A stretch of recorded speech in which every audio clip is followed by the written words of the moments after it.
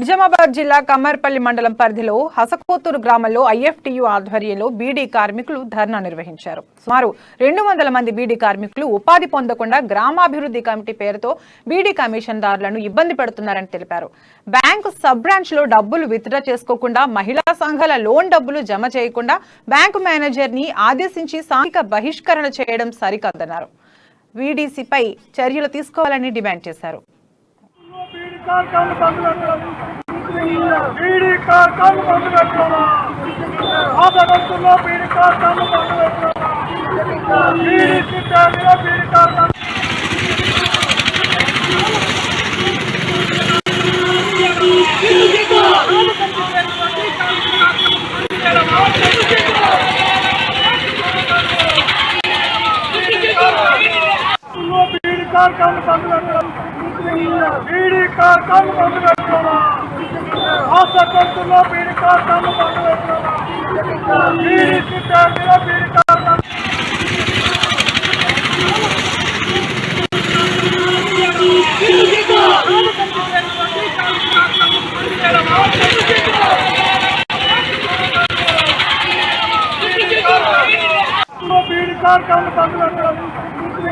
बीड़ी car